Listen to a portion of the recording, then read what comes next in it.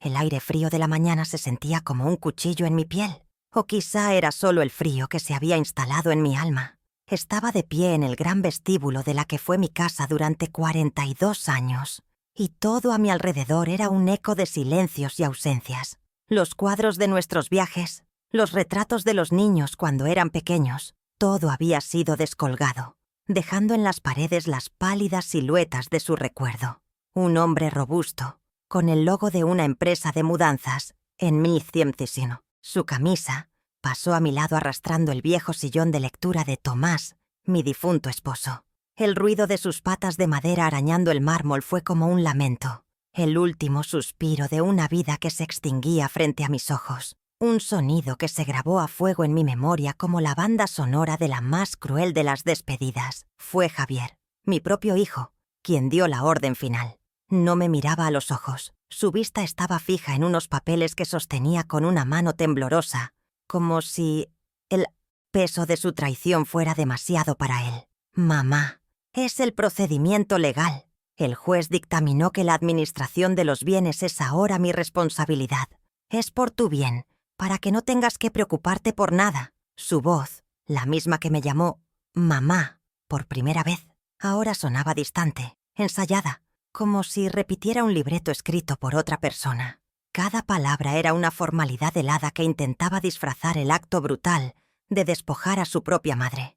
No había rastro del niño, al que le leía cuentos en esa misma casa. Solo un hombre ambicioso con los ojos de un extraño, ansioso por reclamar un trono que aún estaba tibio por la ausencia de su padre.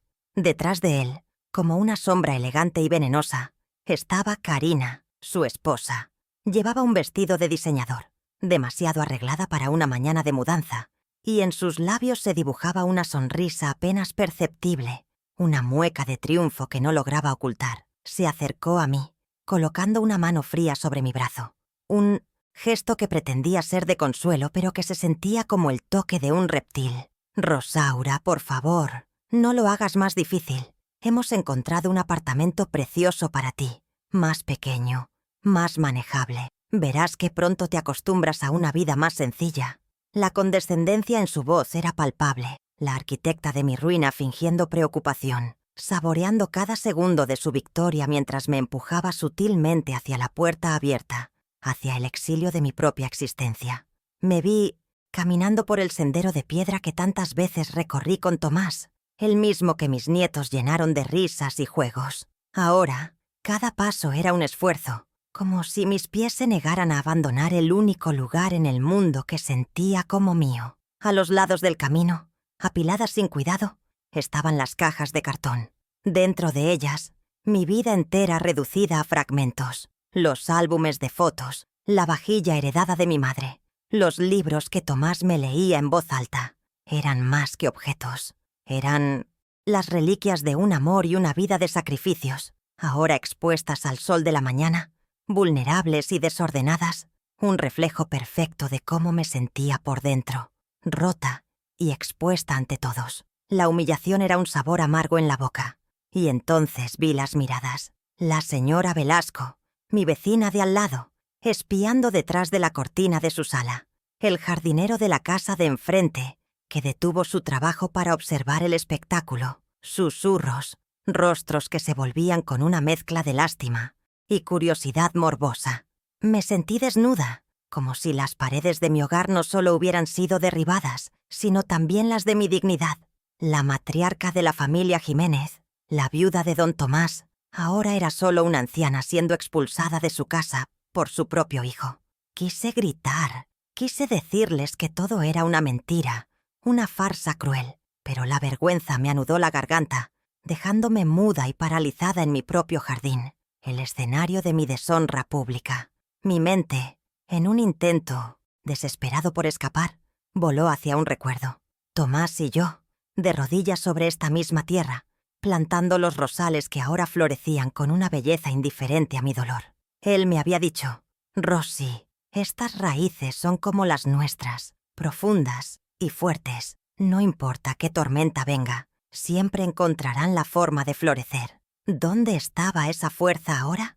¿Cómo era posible que el amor que había nutrido esas raíces fuera tan fácilmente arrancado por la avaricia. La ironía era devastadora. El jardín que creamos juntos como símbolo de nuestra fortaleza era ahora el testigo silencioso de la traición que profanaba todo lo que habíamos construido. La fragancia de las rosas, que siempre me había traído paz, hoy olía a pérdida. Javier se acercó una última vez, evitando mi mirada, y me extendió un sobre blanco. «Aquí tienes la dirección y las llaves del nuevo apartamento. Ya está todo pagado por 6 meses. Tómalo como un nuevo comienzo, mamá».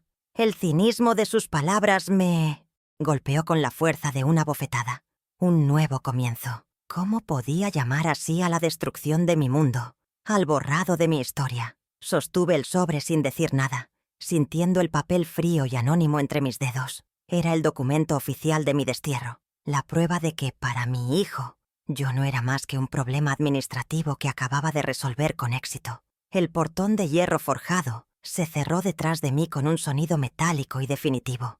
Pero mientras estaba allí, en la acera, con el ruido de la ciudad a mi espalda y las ruinas de mi vida frente a mí, algo más allá del dolor comenzó a agitarse en mi interior. Una chispa de la antigua Rosaura, la que ayudó a Tomás a construir un imperio desde la nada. Ellos creían haberme vencido, haberme reducido a una anciana frágil y senil, pero se olvidaron de algo. Se olvidaron de los secretos que un matrimonio de 50 años comparte, de las promesas susurradas en la oscuridad.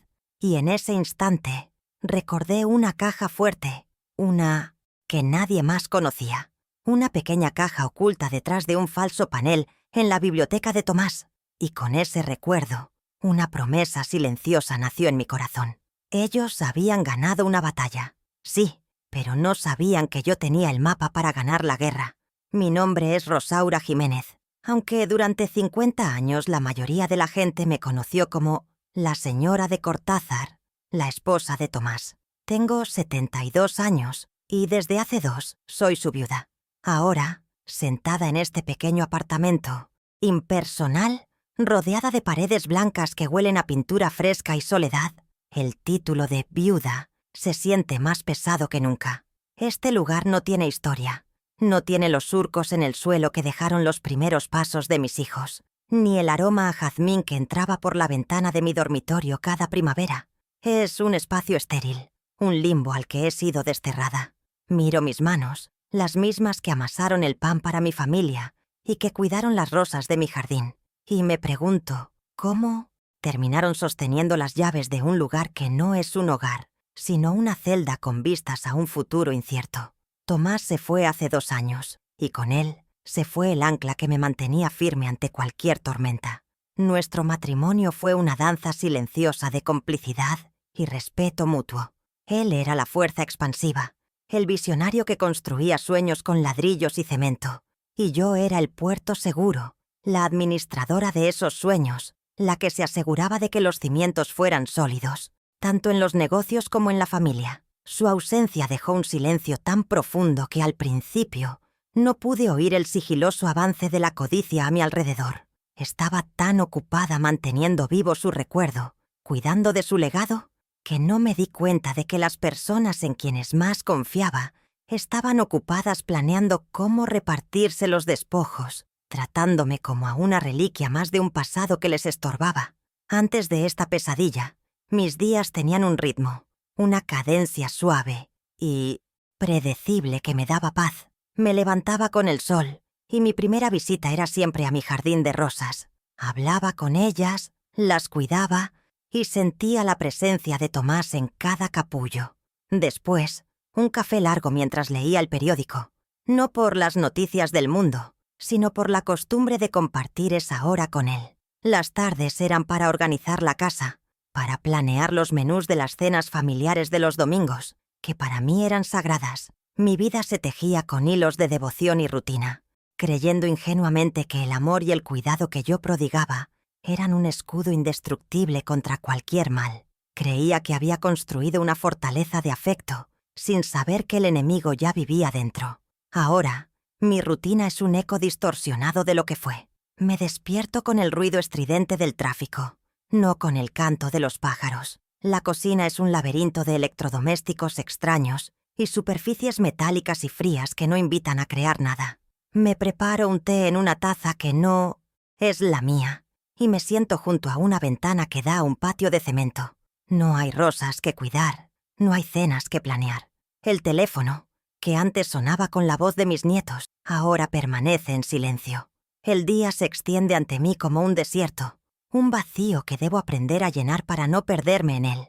Cada hora es un recordatorio de lo que me fue arrebatado. No solo una casa, sino un propósito, una identidad que se desvanece. Siempre he sido una mujer de pocas palabras y emociones, contenidas. Tomás solía decir que yo tenía la fuerza tranquila de un roble, capaz de soportar el viento sin hacer ruido. Me enseñaron que la discreción era una virtud y que los problemas familiares debían resolverse de puertas para adentro. Esta naturaleza reservada, que alguna vez consideré mi mayor fortaleza, se convirtió en mi talón de Aquiles. No supe cómo confrontar las pequeñas faltas de respeto, las sutiles manipulaciones de Karina, las evasivas de Javier. Me las tragaba, las disculpaba, pensando que eran pequeñeces, sin darme cuenta de que eran las primeras grietas en el dique. Mi silencio, mi estoicismo, fue interpretado no como fuerza, sino como debilidad, como una invitación a que avanzaran sin resistencia. Y la verdad es que, detrás de esa fachada de roble, hay una vulnerabilidad que me ahoga. Por las noches, cuando el silencio del apartamento se vuelve ensordecedor, me permito derrumbarme. Abrazo la almohada que aún conserva un leve rastro del perfume de Tomás y lloro en silencio, no solo por él, sino por mí. Lloro por la mujer ingenua que fui, por la madre traicionada que soy ahora. El miedo es un compañero constante, un nudo en el estómago que me recuerda mi soledad. ¿Tendré la fuerza para luchar? ¿Cómo puedo enfrentarme a mi propio hijo, a un sistema legal que ya me ha juzgado y condenado? A veces, la tentación de simplemente rendirme, de aceptar esta vida gris que me han impuesto, es abrumadoramente poderosa. Pero entonces, un recuerdo emerge de las profundidades de mi mente. Recuerdo una vez, hace muchos años, cuando la constructora de Tomás estuvo al borde de la quiebra. Él estaba destrozado, listo para declararse en bancarrota. Fui yo quien pasó 3 noches sin dormir, revisando cada libro de contabilidad, cada factura, hasta que encontré el error que un socio desleal había cometido. Fui yo quien, con calma y determinación, reunió las pruebas y se enfrentó a la situación. No grité ni lloré, simplemente actué. Esa mujer, esa estratega, silenciosa, no ha muerto. Ha estado dormida, adormecida por el duelo y la confianza ciega, pero siento que el eco de esta nueva injusticia la está empezando a despertar de su letargo. Mi soledad se agrava por la distancia con mi hija, Lucía. Ella vive en el extranjero, con su propia familia. Nuestra relación se fue enfriando con los años, en gran parte por las intrigas de Javier, quien siempre la pintó como la hija ingrata y distante.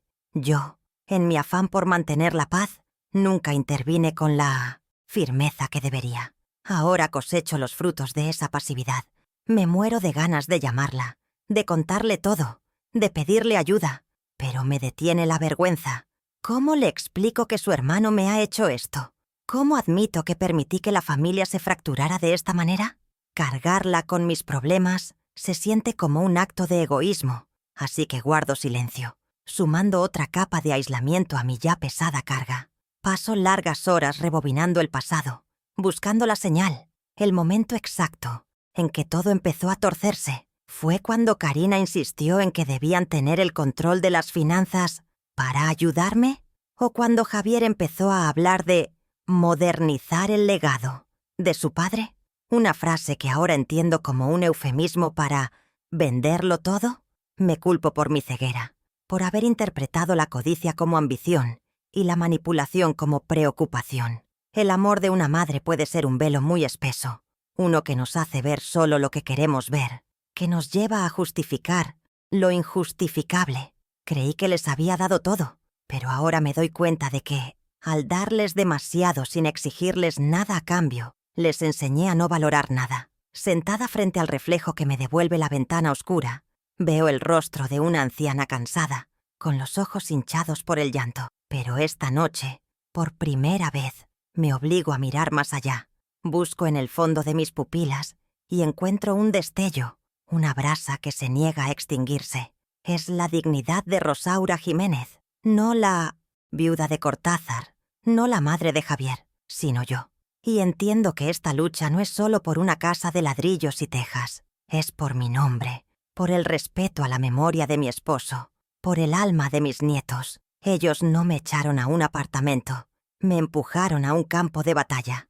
Y aunque mis manos tiemblan, no es solo de miedo, también es de una incipiente y silenciosa furia. ¿Y tú? ¿Qué habrías hecho en mi lugar? Cuéntamelo en los comentarios. Si quieres escuchar más historias como esta, suscríbete y acompáñame. Tuve 2 hijos, tan distintos como el sol y la luna. Javier, mi primogénito, siempre fue la promesa, el heredero del nombre y del negocio de su padre. Desde niño cargó con el peso de las expectativas, y eso lo hizo anhelar constantemente la aprobación, ser vulnerable a la adulación.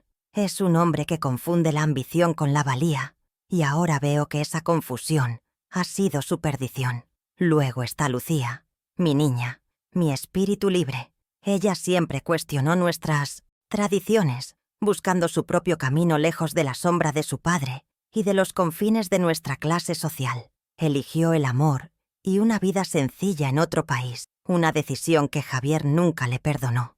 Esa distancia, que al principio fue solo geográfica, con el tiempo se convirtió en un abismo emocional que nos separó a todos. Javier no nació con un corazón malvado, nació con un corazón débil, y eso puede ser mucho más peligroso.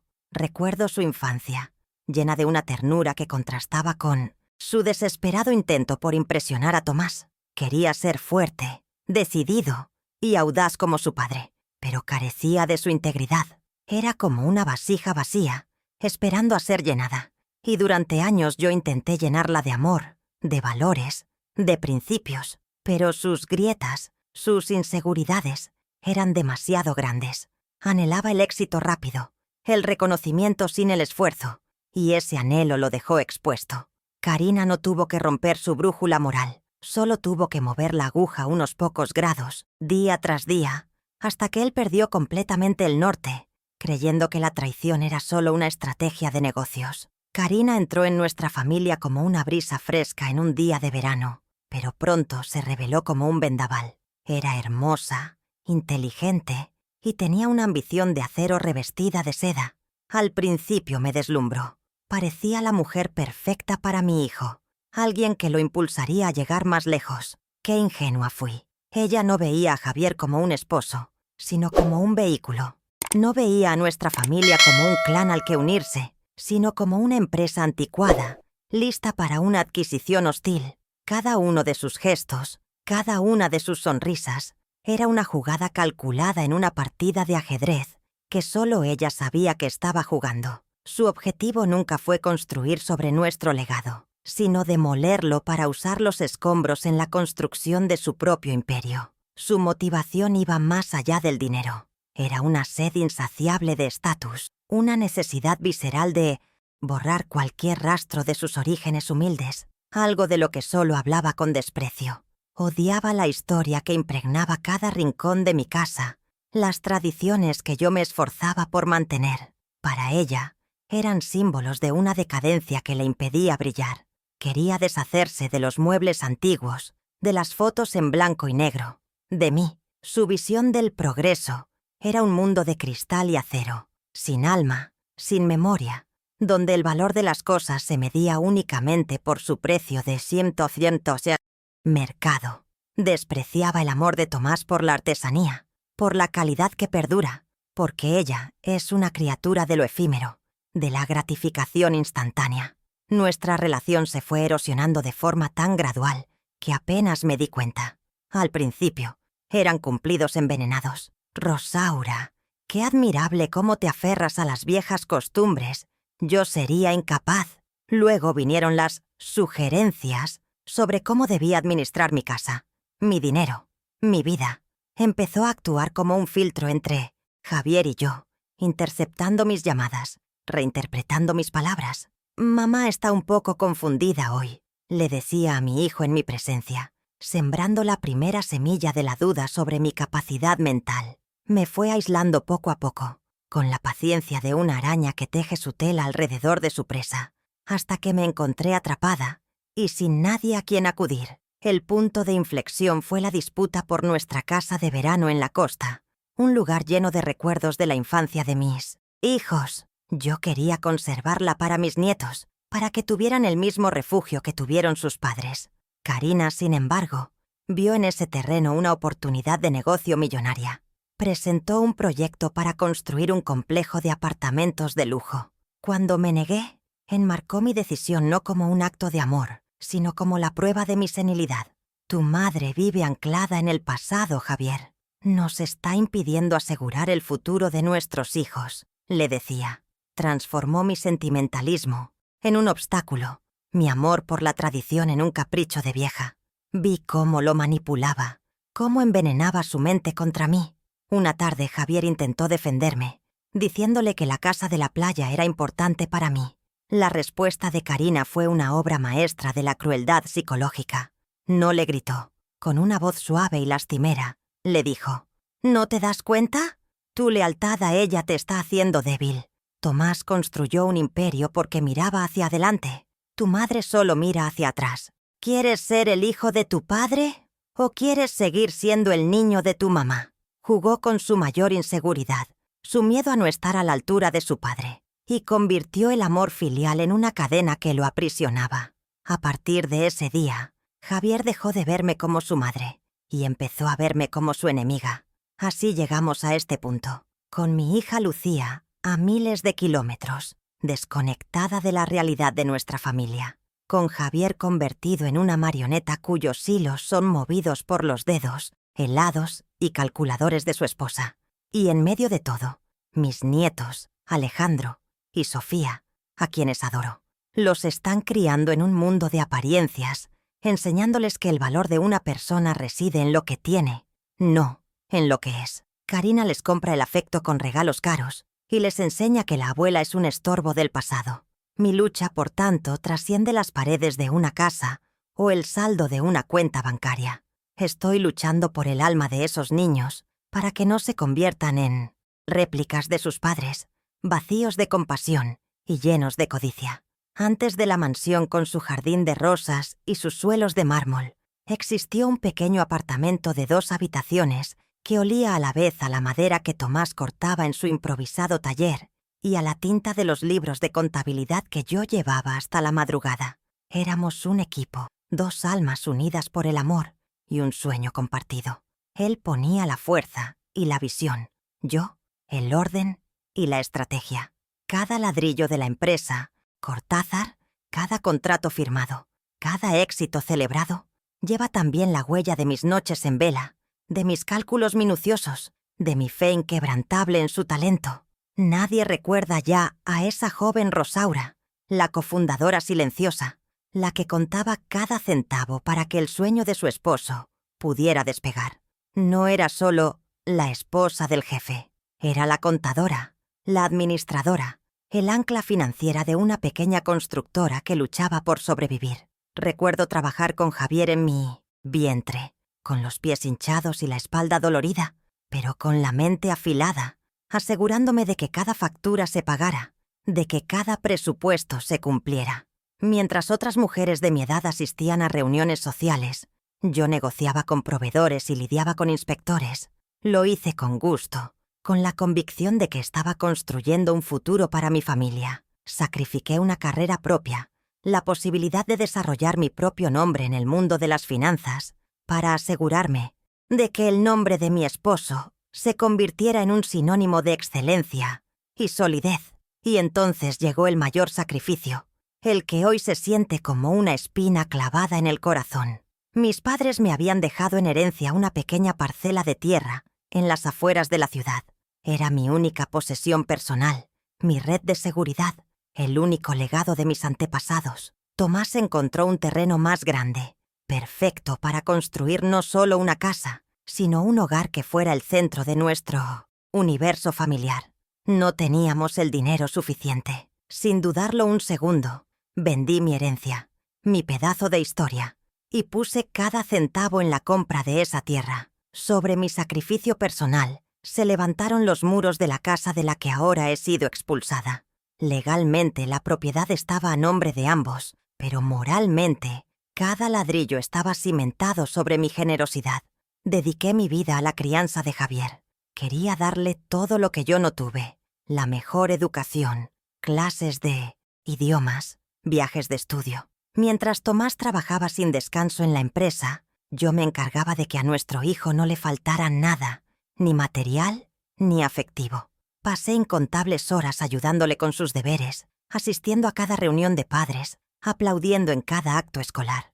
Mi mundo giraba en torno a su bienestar y su futuro. Cada logro suyo lo sentía como propio. Lo estaba moldeando para que un día tomara las riendas de todo lo que habíamos construido, creyendo que le estaba inculcando no solo conocimientos académicos, sino también los valores de la gratitud y la lealtad. Qué amarga es la lección que la vida me ha dado. En el altar de mi familia, sacrifiqué también mis propios sueños. Antes de casarme, anhelaba estudiar historia del arte, viajar por el mundo para ver en persona los cuadros que solo conocía por los libros. Pero esos anhelos fueron guardados en un cajón, bajo las carpetas de la contabilidad y los pañales de mis hijos. No lo viví como una renuncia amarga, sino como una elección consciente, un acto de amor. Creía que mi felicidad residía en la felicidad de los míos. Ver a mi esposo triunfar, ver a mi hijo crecer sano y educado.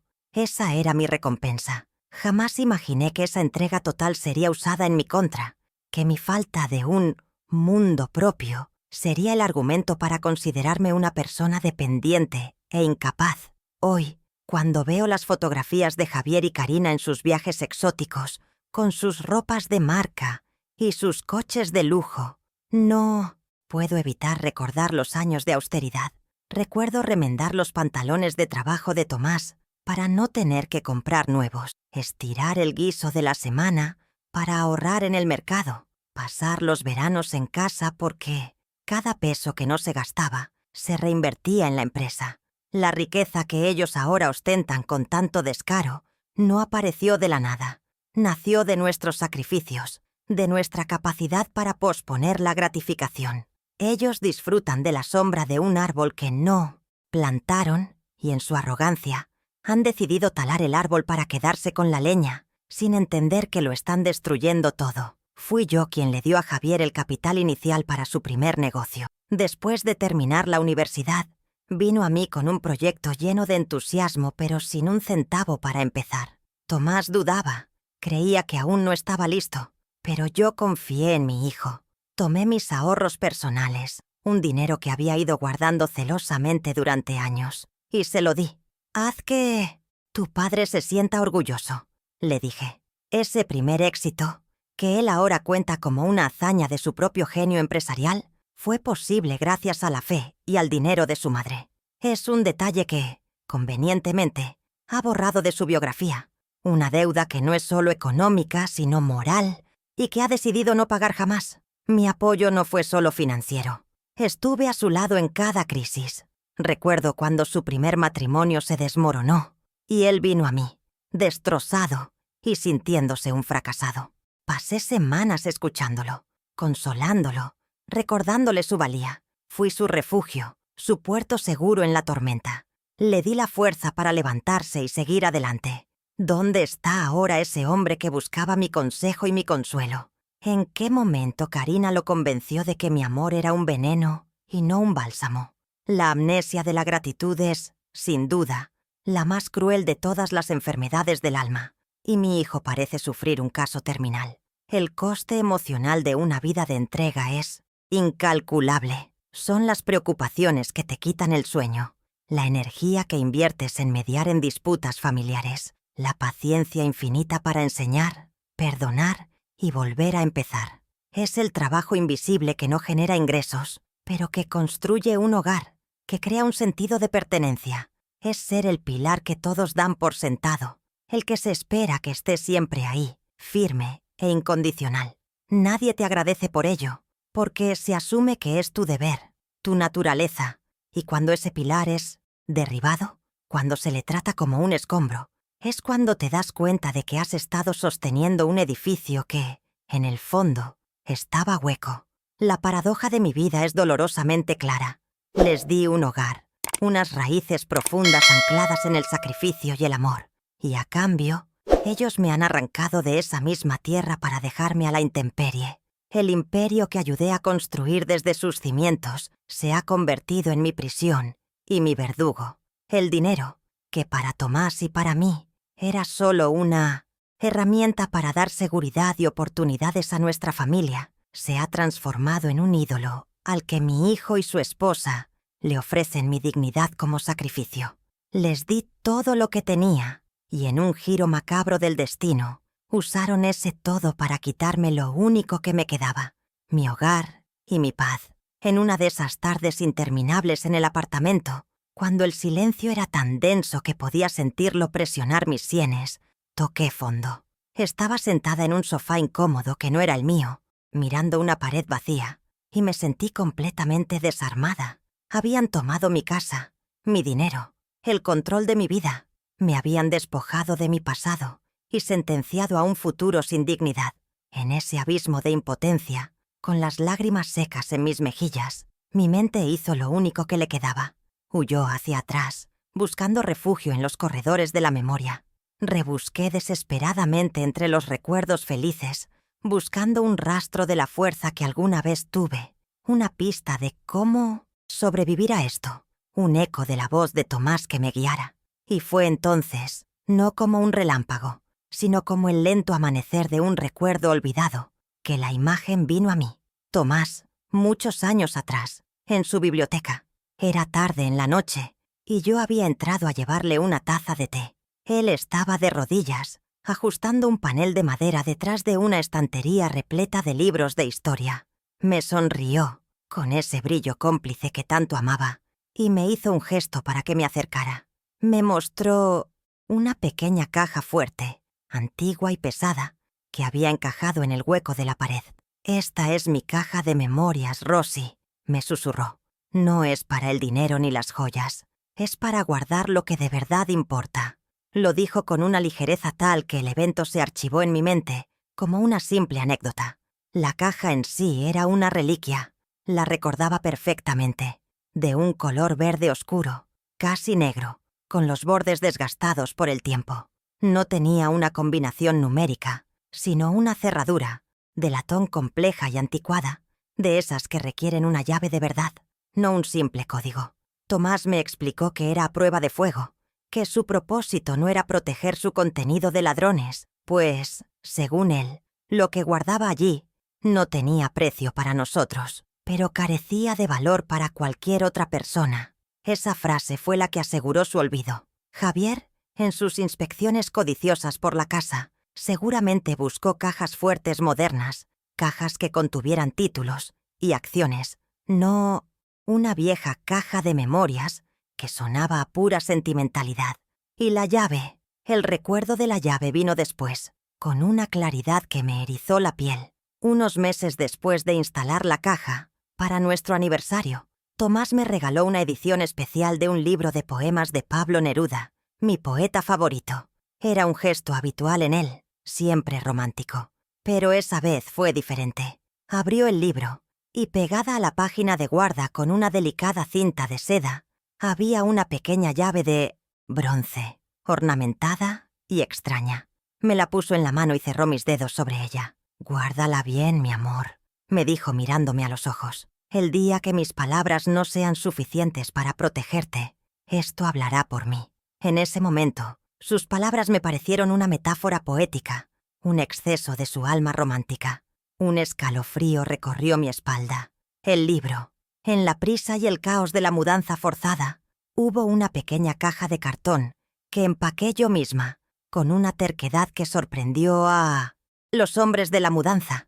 Contenía mis tesoros más personales, mis diarios, las cartas de Tomás y un puñado de mis libros más queridos. Y entre ellos, lo sabía con una certeza absoluta, estaba esa edición de Neruda. Me levanté del sofá, con el corazón latiendo desbocado, y fui hacia el pequeño armario donde había apilado mis pocas pertenencias. Allí estaba, en la esquina de la caja, el lomo de cuero gastado del libro, la llave de mi futuro, la voz de mi esposo desde la tumba. Había estado aquí, conmigo todo el tiempo, esperando en silencio a que la recordara. Acaricié la cubierta del libro, sintiendo una mezcla de esperanza y un miedo terrible. ¿Qué había dentro de esa caja? Durante 30 años había creído que contenía viejas cartas de amor, la primera foto que nos tomamos, tonterías sentimentales. Pero las palabras de Tomás resonaban ahora en mi cabeza con un peso nuevo y premonitorio. El día que mis palabras no sean suficientes para protegerte, esto hablará por mí. Ese día había llegado. Mis palabras no valían nada. Me habían declarado senil e incapaz. De repente, estaba segura de que esa caja no contenía poemas ni fotos. Contenía munición. No sabía de qué tipo. Pero Tomás, mi previsor, y sabio Tomás, había anticipado una tormenta y me había dejado un arma para luchar. Mi primer instinto fue aferrarme a lo poco que me quedaba, el amor de mis nietos. Logré llamar al celular de Alejandro, mi nieto mayor, con la excusa de preguntarle por sus clases de piano. Su voz fue un bálsamo, un recordatorio de que no todo estaba perdido. Pero a los pocos minutos, la voz de Karina cortó la comunicación. «Abuela, te he dicho que no lo llames a su móvil. Lo distraes», dijo con una frialdad que helaba los huesos. «Además, le estás llenando la cabeza de ideas tristes y confusas. A partir de ahora, yo te llamaré una vez por semana y te lo pasaré 5 minutos. Es por su bien». Colgó. Así, sin más. Me arrebató la última conexión pura y sincera que me quedaba, dosificando el amor de mi nieto como si fuera una medicina o un veneno.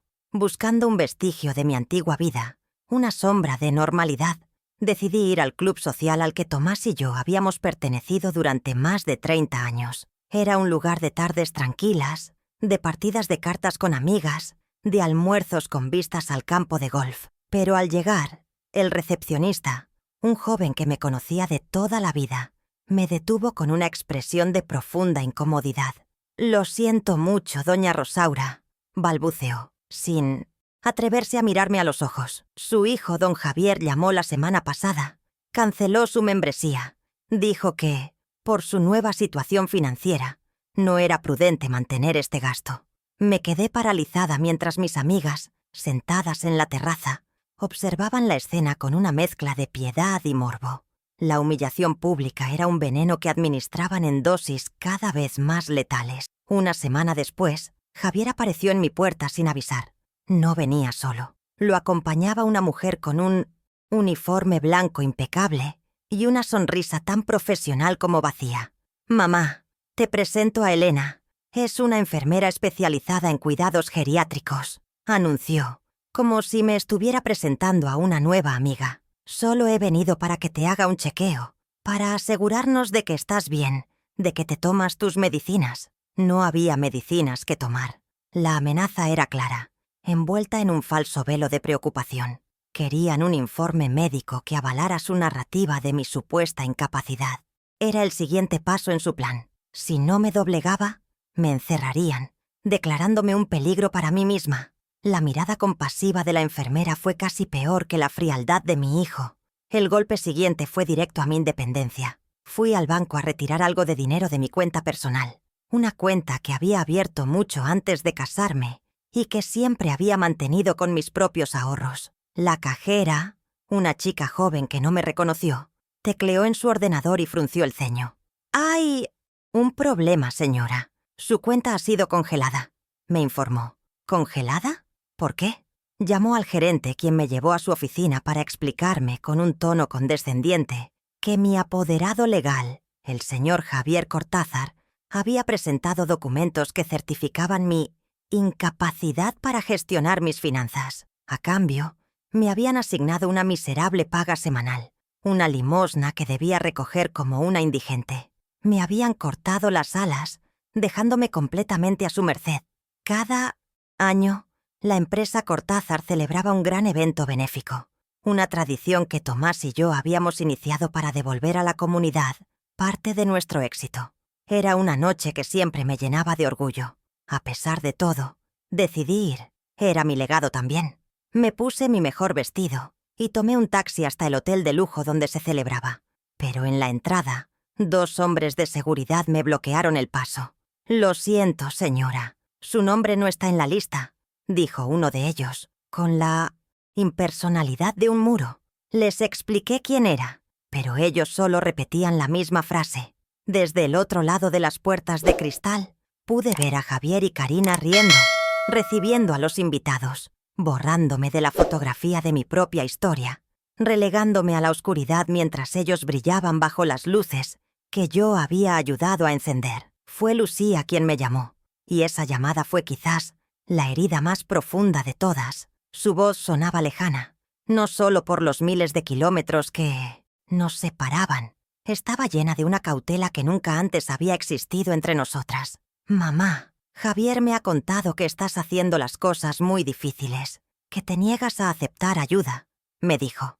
Intenté explicarle, contarle la verdad, pero me interrumpía con frases como: «Entiendo que estés dolida, pero quizá ellos solo intentan protegerte». Comprendí con un horror helado que le habían contado una versión completamente distorsionada de la historia. Me pintaban como una anciana paranoica y resentida. La duda en la voz de mi propia hija, la persona que creí que me creería por encima de todo, fue como sentir que el último puente que me unía a la esperanza se derrumbaba. Un día, un mensajero dejó en mi puerta una caja de cartón mal sellada. Dentro había un revoltijo de objetos personales que, según una nota fría de Karina, se habían traspapelado durante la mudanza. No era un descuido, era un acto de crueldad calculado. Encontré una muñeca de porcelana que había sido de mi madre, con la cabeza rota, una fotografía de mi boda, con un rasguño que cruzaba el rostro de Tomás, el pequeño joyero donde guardaba los primeros dientes de mis hijos, con el cierre forzado. Cada objeto dañado era un mensaje, una forma de decirme que no solo podían borrar mi futuro, sino que también podían profanar mi pasado, que nada de lo que yo consideraba sagrado estaba a salvo de su desprecio. Fue una tortura psicológica, un recordatorio de que su poder sobre mí era absoluto. Para intentar despejar la mente, fui a una pequeña cafetería cerca del apartamento. Allí me encontré con Ricardo, un viejo amigo de la familia y un abogado respetado. Al verme, su rostro se transfiguró en una máscara de incomodidad. Me senté con él e intenté, con la voz entrecortada, explicarle mi situación. No me dejó terminar. «Rosaura, escúchame», dijo bajando la voz. «He hablado con Javier. Me ha dicho que estás pasando por un momento muy difícil desde la muerte de Tomás, que a veces confundes las cosas». El mensaje era claro. Estaban envenenando el pozo, esparciendo rumores sobre mi salud mental para que nadie me tomara en serio. Me estaban aislando social y legalmente, asegurándose de que si gritaba pidiendo ayuda, todos a mi alrededor solo escucharan los desvaríos de una anciana loca. La humillación continuaba en pequeñas dosis diarias. Una tarde, Javier y Karina aparecieron sin avisar, cargando unas cuantas bolsas de supermercado. Era una farsa, una actuación para sus propias conciencias o quizá para algún vecino curioso. «Te hemos traído algunas cosas, mamá, para que no te falte de nada», dijo Javier, mientras Karina recorría con la mirada mi pequeño apartamento, juzgando cada rincón con sus ojos fríos. «Este sitio es un poco deprimente, ¿no crees? Pero supongo que es adecuado para tus necesidades», comentó con falsa dulzura. No estaban allí para ayudar. Estaban en una misión de reconocimiento, buscando pruebas de mi supuesta incompetencia. Una mota de polvo fuera de lugar, una nevera medio vacía, cualquier cosa que pudieran usar en mi contra. El veneno que habían esparcido ya había contaminado todo mi entorno. Un día, en el mercado del barrio, pasé junto a 2 mujeres que conocía de la parroquia. No me vieron, y pude escuchar fragmentos de sus susurros. «Pobre Rosaura. Dicen que lo perdió todo en juegos de cartas». No, a mí me contaron que se volvió loca después de la muerte de su esposo, que se ha vuelto muy agresiva. Cada palabra era una puñalada. No solo me habían quitado mi hogar, me estaban robando mi reputación, mi buen nombre, construido a lo largo de toda una vida de decencia. Me estaban convirtiendo en una paria en mi propia comunidad, una figura de lástima y cotilleo, asegurándose de que no tuviera ningún lugar donde sentirme segura o respetada. La dependencia económica era la correa con la que me controlaban. Una semana, la paga que me asignaban no llegó. Esperé un día, 2, al tercero sin dinero ni para comprar el pan. Tuve que tragarme mi orgullo y llamar. Fue Karina quien contestó. «Ah, Rosaura, ¿ya te lo has gastado todo? Tienes que aprender a administrarte mejor», me reprendió, como si se dirigiera a una adolescente irresponsable. Tuve que rogarle, explicarle que no me había llegado el dinero, soportar su sermón sobre la austeridad y la gratitud. Me estaba obligando a adoptar el papel de una mendiga, invirtiendo por completo la dinámica de nuestras vidas. Yo, que les había dado todo, ahora tenía que suplicar por las migajas de mi propia fortuna. Era una humillación diseñada para romperme el espíritu. La estocada final, o lo que ellos creían que sería, llegó por correo certificado. Era una carta del bufete de abogados de Javier. Con un lenguaje legal y aséptico, me invitaban a considerar mi ingreso voluntario en una residencia de lujo para la tercera edad. Me describían las maravillosas instalaciones, la atención médica 24 horas, la tranquilidad que me ofrecería. A cambio de este generoso ofrecimiento, solo tenía que firmar un documento en el que renunciaba a cualquier reclamación futura sobre el patrimonio familiar. Era un exilio dorado, una jaula de oro. Me estaban ofreciendo una vida cómoda a cambio de mi rendición total. Querían que yo misma firmara mi sentencia, que desapareciera de sus vidas de forma voluntaria y definitiva. Buscando consuelo, fui al único lugar donde aún sentía paz, el cementerio, la tumba de Tomás. Quería hablar con él, contarle mi dolor, pedirle perdón por no haber sabido proteger nuestro legado. Pero al llegar, me encontré con una profanación más. La sencilla lápida de granito gris que yo había elegido, con la sola inscripción de su nombre y las fechas de su vida, había desaparecido. En su lugar se erigía un ostentoso mausoleo de mármol blanco, con letras doradas que no solo mostraban su nombre, sino que destacaban prominentemente el de Javier y Karina, como los devotos hijos que habían financiado el monumento. Estaban reescribiendo la historia hasta en la piedra, apropiándose incluso de su muerte, de mi duelo, para su propio engrandecimiento. Esa misma noche ocurrió el milagro y la tortura final. Sonó el teléfono. Era Alejandro, llamando a escondidas desde su habitación. Su voz era un susurro, entrecortado por los sollozos. «Abuela, ¿es verdad?», me preguntó, y cada palabra era una aguja en mi corazón. «¿Verdad qué, mi amor?». Se tomó un segundo antes de poder continuar. «Papá y mamá dicen que ya no me quieres, que por eso no vienes a verme, que estás enfadada conmigo. ¿Es verdad, abuela? ¿Ya no me quieres?». El aire se escapó de mis pulmones. El dolor fue tan físico, tan agudo, que tuve que agarrarme a la mesa para no caer. En ese instante todo cambió. Ya no se trataba de mí, ni de la casa, ni del dinero. Se trataba de la inocencia de un niño que estaba siendo envenenada. Y supe, con una certeza absoluta, que la abuela dócil y asustada había muerto.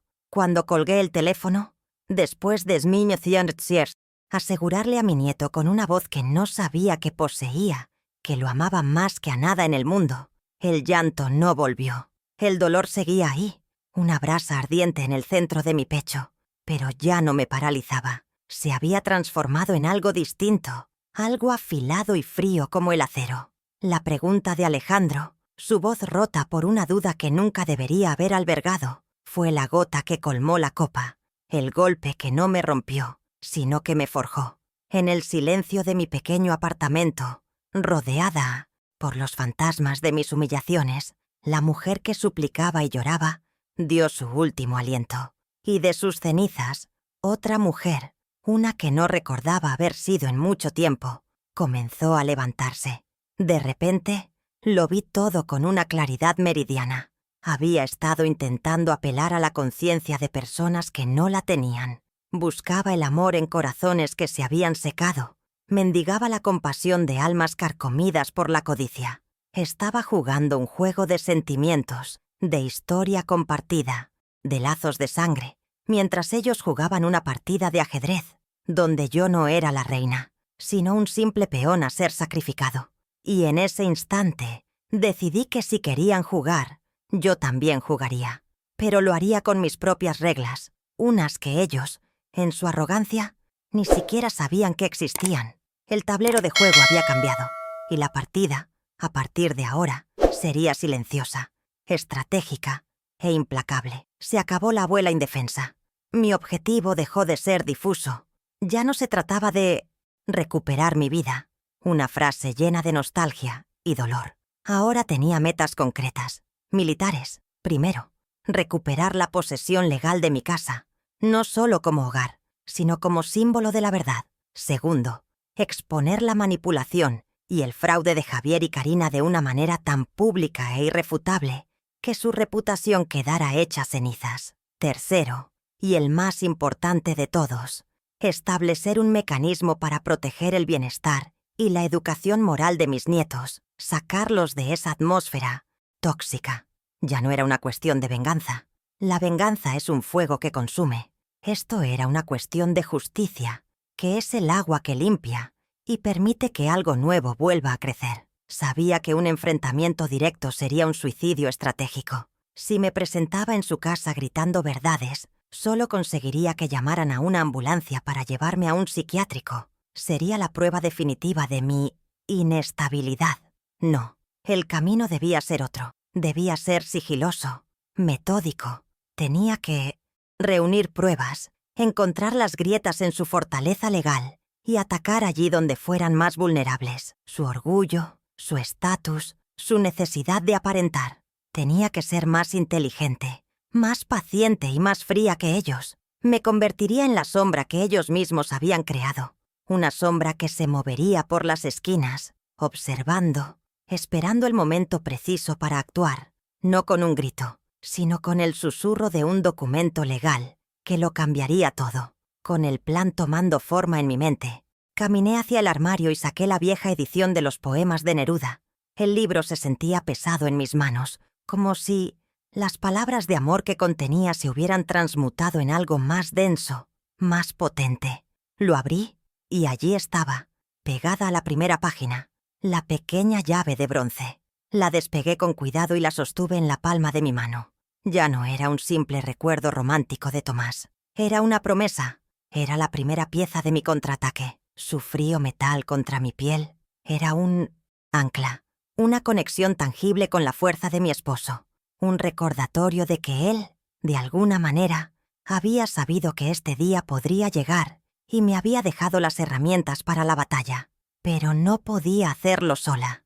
Necesitaba un guía en el territorio legal, un aliado que fuera inmune a la influencia y al dinero de Javier. Y solo un nombre vino a mi mente: Ramiro Torres, un abogado de la vieja escuela, ya retirado, que había sido el mejor amigo y confesor de Tomás durante más de 40 años. Ramiro era un hombre de honor, de esos que ya no existen, para quien la lealtad y la palabra dada valían más que cualquier contrato. Él conocía la historia de nuestra familia, había visto crecer a Javier y siempre había mirado a Karina con una educada desconfianza. Si había alguien en el mundo que me creería y que tendría la astucia para ayudarme a navegar estas aguas turbias, era él. Tomé el teléfono y al marcar su número, noté que mi mano ya no temblaba. Cuando Ramiro contestó, con su voz grave y pausada, mi propia voz salió firme, clara, desprovista de la histeria y la victimización que me habían consumido. Ramiro, soy Rosaura, dije. Necesito verte. Es urgente. Se trata del patrimonio de Tomás y de algo que él dejó en mis manos. Te pido, por la amistad que los unió, la máxima discreción. No di más detalles. No era necesario. El tono de mi voz fue suficiente para que él comprendiera la gravedad del asunto. Acordamos vernos al día siguiente en su antiguo despacho, un lugar que no había visitado en años. Al colgar sentí que había movido la primera pieza en el tablero. Esa noche, por primera vez en meses, no lloré. Una calma gélida se había apoderado de mí. El miedo no se había ido, pero ahora estaba a mi servicio, afilando mis sentidos, manteniéndome alerta. El dolor tampoco había desaparecido, pero se había convertido en combustible, en la energía que impulsaría cada uno de mis pasos. Me acerqué al espejo y me miré a los ojos. Ya no vi a la viuda, desamparada, a la madre traicionada. Vi a la mujer que negoció con proveedores de acero, a la que revisó contratos de cientos de páginas, a la que fue la socia silenciosa en la construcción de un imperio. Esa mujer había vuelto y estaba lista para reclamar lo que era suyo. La guerra silenciosa de Rosaura Jiménez acababa de comenzar. El despacho de Ramiro Torres era un santuario dedicado al pasado. Olía a papel antiguo, a cuero y a tabaco de pipa, un aroma que me transportó a los tiempos en que Tomás y él pasaban horas aquí, discutiendo de negocios y de la vida. Le conté mi historia. No lloré ni levanté la voz. Expuse los hechos con la misma precisión fría con la que una vez presenté un balance financiero.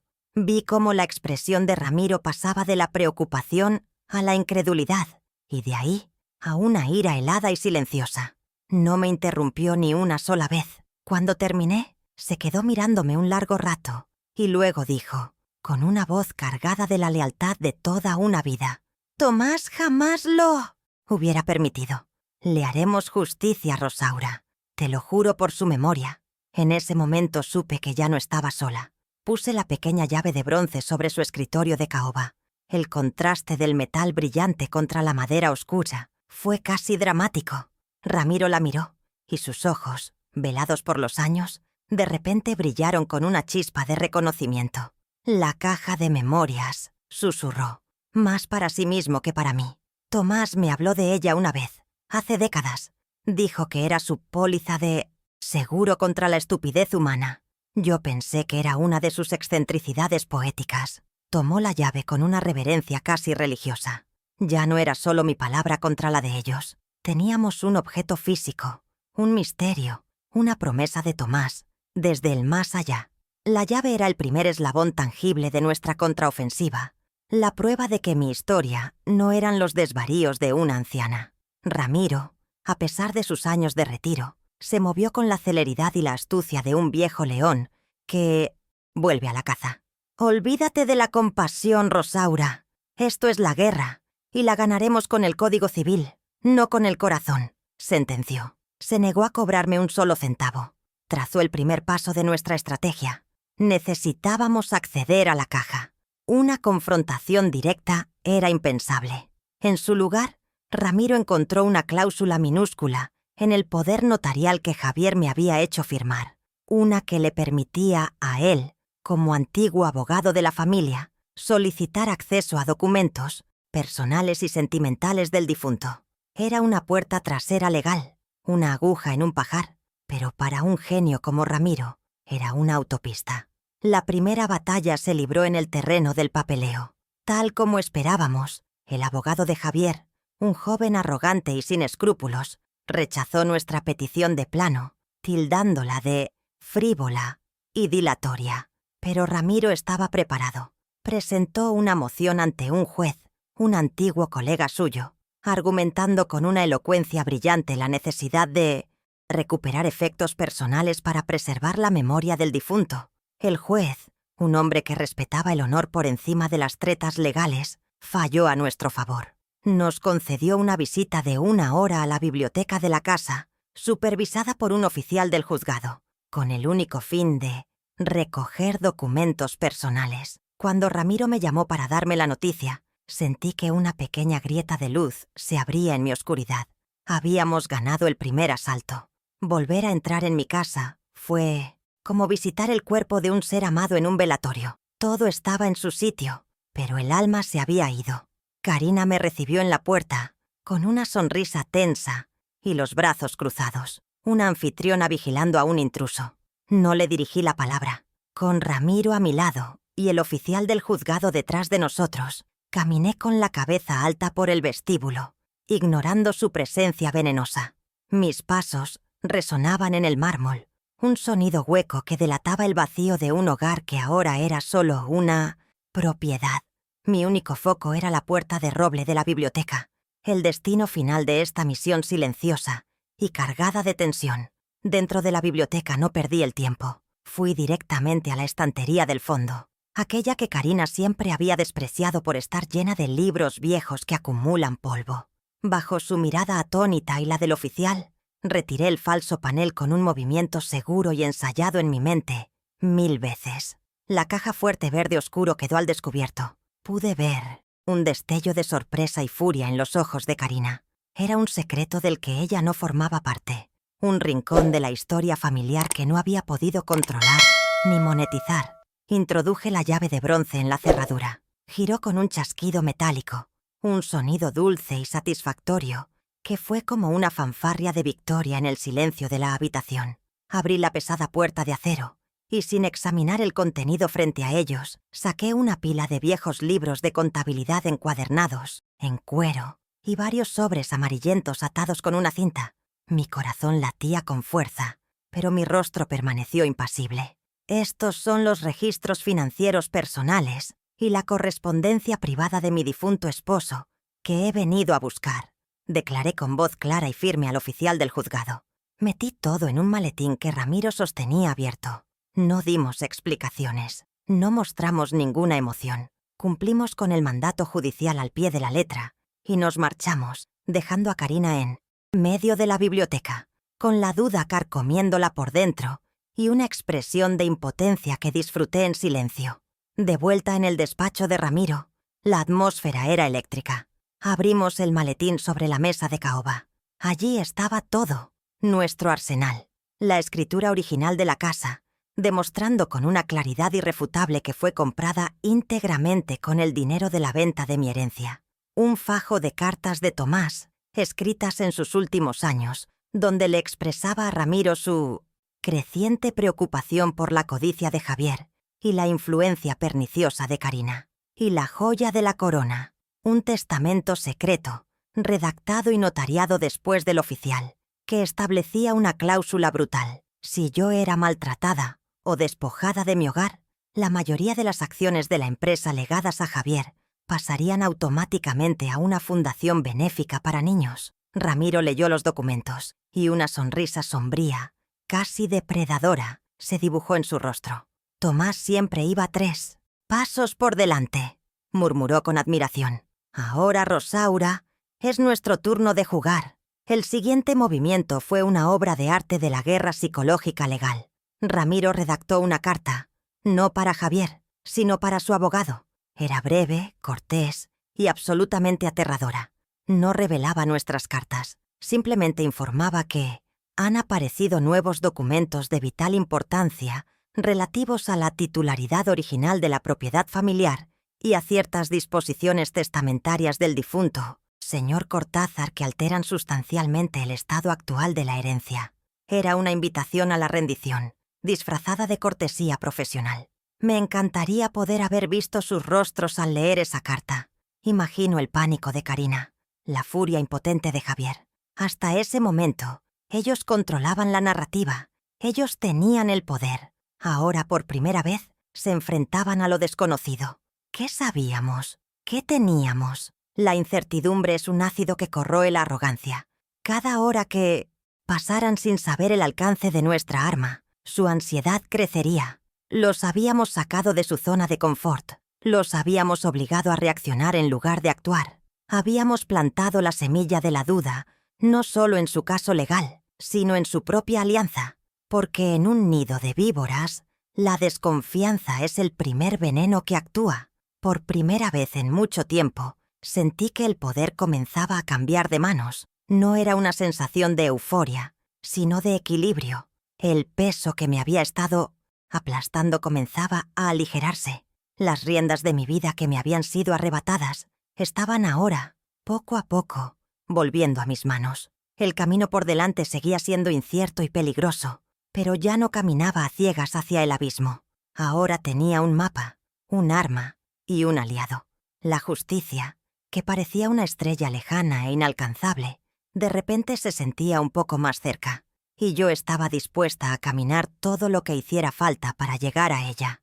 Me encantaría saber si alguna vez te pasó algo parecido, si has sentido que todo estaba perdido y de repente encontraste una luz de esperanza. Cuéntamelo en los comentarios. La noche de la fiesta, la mansión brillaba con una luz febril y ostentosa, como una joya robada exhibida sin pudor. Desde el coche de Ramiro, aparcado en una calle aledaña, Observamos el desfile de invitados, la élite de la ciudad, los inversores que Javier y Karina necesitaban para su próximo proyecto, todos llegando con sonrisas falsas a celebrar una victoria que se había cimentado sobre mi dolor.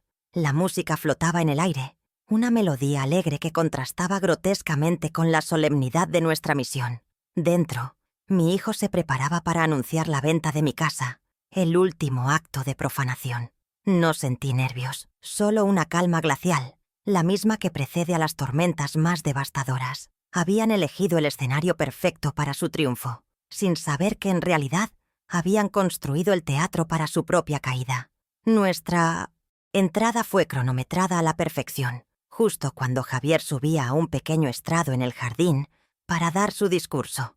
No entré como una anciana despojada, sino como la matriarca que siempre fui. Llevaba un vestido de seda azul oscuro, elegante y sobrio, y el collar de perlas que Tomás me regaló en nuestras bodas de plata.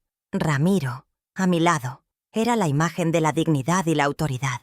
Al vernos cruzar el umbral del jardín, un silencio incómodo se extendió por la multitud. La música pareció vacilar. Todas las cabezas se giraron. Vi el rostro de Javier contraerse en una máscara de incredulidad y furia. La sonrisa de Karina se congeló en sus labios. El espectáculo, su espectáculo, acababa de ser interrumpido por los fantasmas que creían haber enterrado. Avanzamos a través de la multitud, que se abría a nuestro paso como las aguas del Mar Rojo. No dijimos nada. Dejamos que nuestro silencio y nuestra presencia hicieran el trabajo. Cada paso era una declaración. Cada metro que recorríamos hacia el estrado aumentaba la tensión. Podía sentir sus miradas, los susurros interrogantes. Javier bajó del estrado y vino a nuestro encuentro, rápido, intentando interceptarnos antes de que llegáramos al micrófono. Su rostro estaba pálido de ira. Quería contener la explosión, mantener las apariencias, pero sus ojos delataban el pánico que sentía. El depredador por primera vez se sentía acorralado en su propia fiesta, frente a toda la gente cuyo respeto anhelaba. ¿Qué demonios estás haciendo aquí, mamá?, siseó, con la voz baja y temblorosa de rabia, intentando que nadie más lo oyera. Este es un evento privado. Te exijo que te vayas ahora mismo, o llamaré a seguridad para que te saquen. No respondí a su amenaza. En lugar de eso, lo miré a los ojos, no con el odio que él esperaba, sino con una profunda y sincera lástima. Vi en él no a un hombre poderoso, sino a un niño asustado y perdido, un cascarón vacío, inflado por la codicia de su esposa. Mi mirada lo desarmó. Esperaba una pelea, un escándalo, pero mi calma y mi pena lo desconcertaron más que cualquier grito. ¿Llamarás a seguridad para echar a la dueña de la casa, hijo? Ignorándolo, me giré hacia los invitados, que nos rodeaban en un círculo de curiosidad morbosa. Mi voz, cuando hablé, no tembló. Salió clara y firme, con la autoridad que me daba la verdad. Buenas noches a todos. Lamento interrumpir. Parece que hay un grave malentendido. Comencé. Mi hijo Javier está celebrando la adquisición de esta propiedad y anunciando su venta. Pero me temo que está intentando vender algo que no le pertenece en absoluto. Hice una señal a Ramiro. Él, con la solemnidad de un juez, sacó una copia de la escritura original. Con voz de trueno, leyó la cláusula que especificaba que la propiedad había sido adquirida con fondos provenientes de mi herencia familiar, convirtiéndome a mí, Rosaura Jiménez, en la única y legítima propietaria. Un murmullo de asombro recorrió el jardín. Karina, recuperándose del shock, se abalanzó hacia adelante. «¡No la escuchen!», exclamó, intentando forzar una sonrisa. «Como algunos de ustedes saben, mi suegra ha estado muy delicada de salud. A veces, su mente le juega malas pasadas. Confunde el pasado con el presente. Era su última y desesperada carta. La miré fijamente, y el jardín pareció encogerse, hasta que solo estuvimos ella y yo. «Es curioso que menciones eso, Karina», repliqué con una calma letal. «Mi amado esposo, Tomás, también expresó en vida una gran preocupación de que tu influencia me confundiera». Ramiro, sin perder el ritmo, sacó una de las cartas de Tomás y leyó un párrafo devastador en el que mi esposo le confesaba su profunda desconfianza hacia ella, llamándola Una mujer de ambición desmedida y sin escrúpulos. El rostro de Karina perdió todo su color. Javier, completamente desesperado, intentó un último y patético ataque. «¡Esto es ridículo! Son papeles viejos. La ley está de mi parte. Yo soy el heredero universal de mi padre. Tengo el control de la empresa y de todos sus bienes», gritó, perdiendo por completo la compostura. Negué con la cabeza lentamente, con una tristeza genuina. «No, Javier. Tu padre te dejó el control, pero no un cheque en blanco. Te amaba, pero no era ciego a tu debilidad». Fue la señal final. Ramiro desplegó el último documento, el testamento secreto. Con una voz que no admitía réplica, leyó la cláusula final. En caso de que su esposa, Rosaura Jiménez, fuera despojada de su hogar o maltratada por su hijo, la totalidad de sus acciones en la empresa Cortázar serían transferidas irrevocablemente a la Fundación Nacional para la Infancia. El efecto de esas palabras fue como una bomba nuclear. Los inversores, que minutos antes brindaban con mi hijo, ahora lo miraban como si fuera un leproso. No solo estaban presenciando un sucio drama familiar, sino que habían estado a punto de hacer negocios con un hombre que no solo era un mal hijo, sino también un fraude. Un hombre que ya no era el dueño de la empresa que pretendía apalancar. El hombre más importante del grupo, un magnate inmobiliario, simplemente negó con la cabeza, se dio la vuelta y se marchó sin decir una palabra. Su gesto fue la señal. En cuestión de minutos, el jardín comenzó a vaciarse, dejando a Javier y Karina solos en medio de su fiesta fallida. Su humillación fue absoluta, pública y brutalmente silenciosa. No hubo gritos ni insultos por parte de la multitud que se retiraba, solo miradas de desprecio y un abandono que era mucho más elocuente. Habían sido desnudados, expuestos en su codicia y su crueldad frente al mismo círculo social que habían intentado conquistar con tanta desesperación.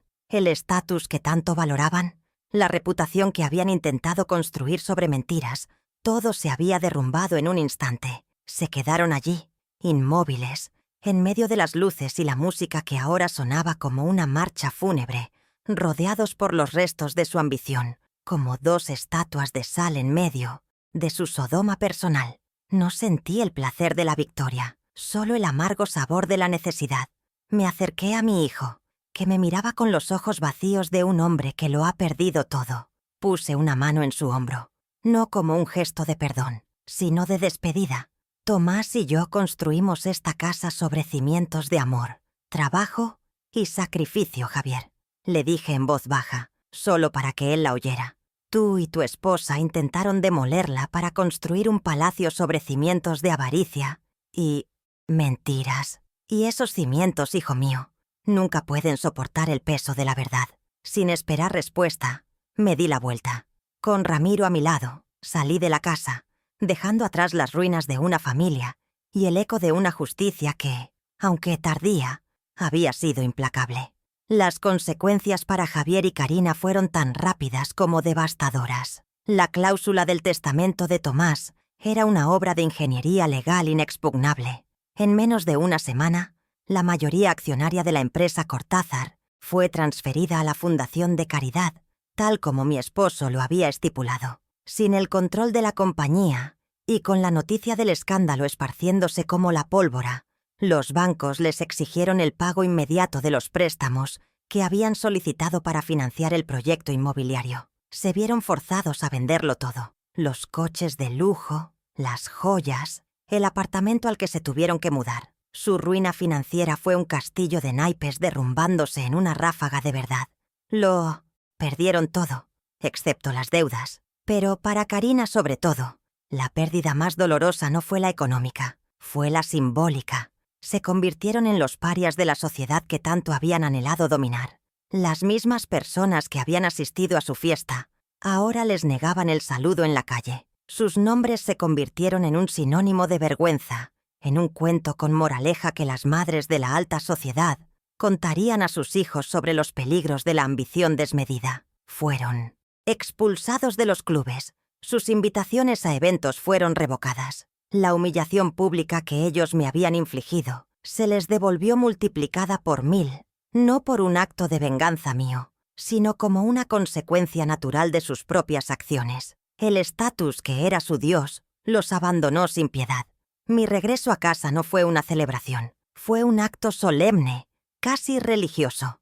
Entré sola, y lo primero que hice fue abrir todas las ventanas para que el aire fresco se llevara el hedor a codicia y a mentiras. Pasé por cada habitación, tocando los muebles, reconectándome con los recuerdos, pidiendo perdón a las paredes por haberlas abandonado. Contraté a un equipo para que sacara cada objeto que Karina había comprado, cada adorno ostentoso que había usado para borrar mi presencia. Poco a poco, la casa volvió a ser un hogar. El aroma a rosas y a cera de abeja reemplazó el de los perfumes caros. Volví a colocar los retratos de mi familia, los de verdad, en las paredes. La paz, una paz profunda y merecida, comenzó a instalarse de nuevo en mi alma. Ya no soy la misma mujer que fue expulsada a la acera. La fragilidad que sentía se ha transformado en una fortaleza serena. He descubierto que la verdadera independencia no reside en el dinero, sino en la dignidad. Ya no me veo como una víctima de las circunstancias, sino como la arquitecta de mi propia justicia. Duermo profundamente por las noches, no con la satisfacción de la revancha, sino con la tranquilidad de haber honrado la memoria de mi esposo y protegido el futuro de mis nietos. He recuperado mi nombre, mi hogar y, lo más importante, el respeto por mí misma.